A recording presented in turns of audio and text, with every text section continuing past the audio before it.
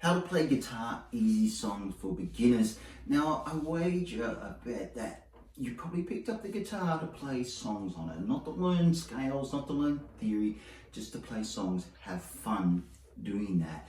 And there is many songs that vie for your attention, but in this episode, I'm going to show you a way that I suggest that you, as an adult beginner, get started playing songs really, really quickly, if not today.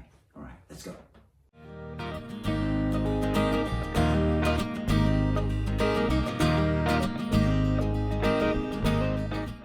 Okay, let's dive into this topic of how to play guitar, easy songs for beginners. Now, with many songs out there, we're going to keep things really, really simple. Why? Just to get you on the board, having fun, and realizing that you can actually play this thing. And then we're going to look at some simple shapes that can get you started today quite easily.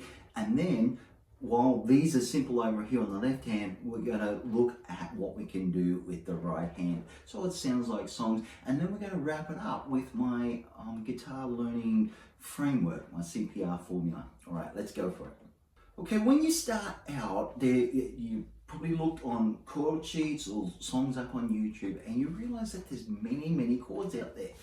And there is, and they're great things to learn, and you need to learn them. However, I recommend in your first 6 to 12 months, just keep things really simple, right? Because your idea is you want to play songs. And the way I start beginners off is like showing them 4 simple chord shapes, and this helps get their rhythm going, and they're having fun, and they can see that they can actually do it. So what are these 4 simple chord shapes? Well, they're just 4 shapes that fingers 3 and 4 stay planted, and we only move 1 or 2 fingers, which makes it really easy to get into playing songs quickly. All right, now to play these shapes, we've got 4 of them. We've got a G, we've got a C, we've got an E minor, and then a D shape.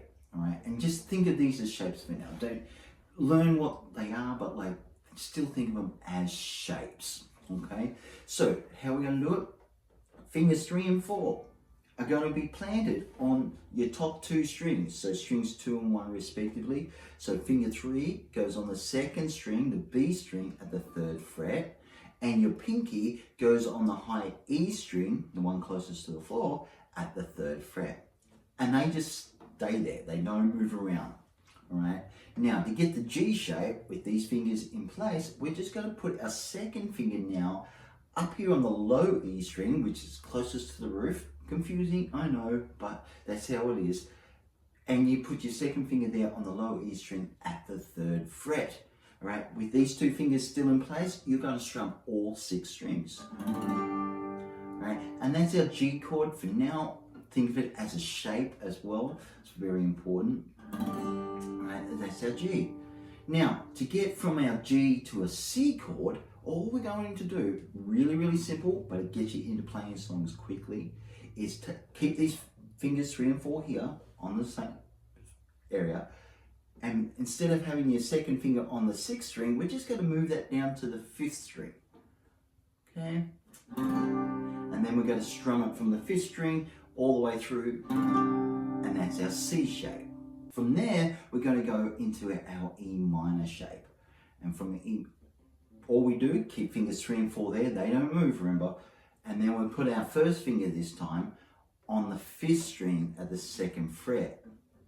Okay, now this one tends to be a little bit tricky because our 1st finger's here, but we got to strum all 6 strings. So we're going to include that open low E string, and with fingers 3 and 4 up on the top, 1st finger on the 5th fret, all the way through.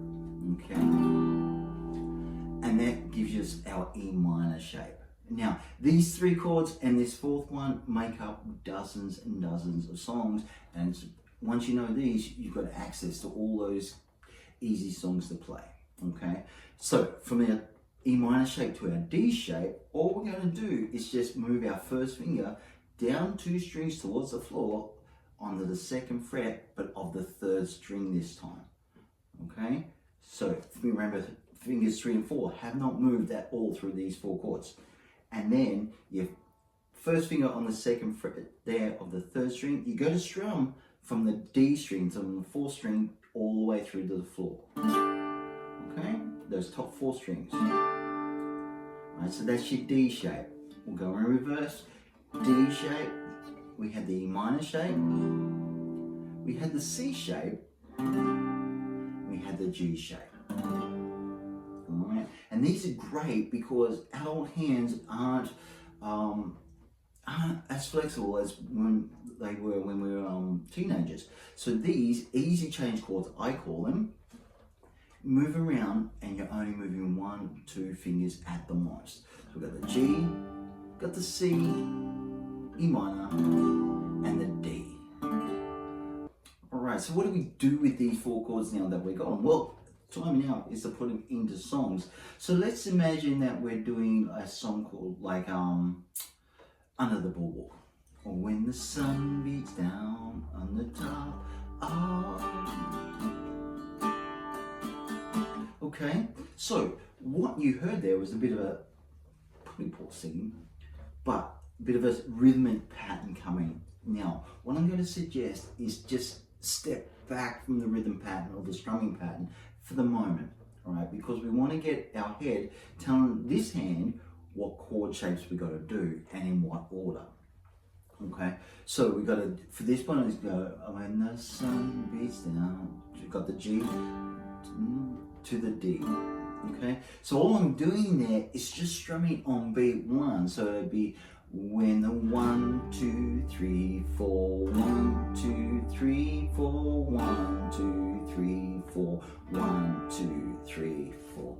All right, and I'm just going to take it really slow until this hand knows without a doubt where it's got to move to in the next progression. Because if we don't, and we add the strumming, it just lets the brain go straight into overwhelm. You don't know what you're doing. You'll find that you'll stop and start and it won't flow like music. This way, nice and simple, just strum it on the 1 for now to get you going. Makes it nice and simple for the brain. You don't have to think too much. You can take it in 2 chord bursts. So 1, when the sun beats down. 1, 2, 3, 4. 1, 2, 3, 4. 1, 2, 3, 4. Okay, and once you get that, just start adding on the pulse. So every time I count 1, 2, 3, 4, you're going to do a down strum on that. Right, that'll be like 1, 2, 3, 4. 1, 2, 3, 4. 1, 2, 3, 4. 1, 2, 3, 4. Okay, and then you just keep going through short bits at a time with something like that until you know what this hand's got to do, and then that gives you more confidence to add a strumming pattern, whatever it may be, with your strumming hand. Okay, so how do we take it from basic chords, very basic strumming pattern, just keeping the beat or strumming on the 1, and building it up into a song?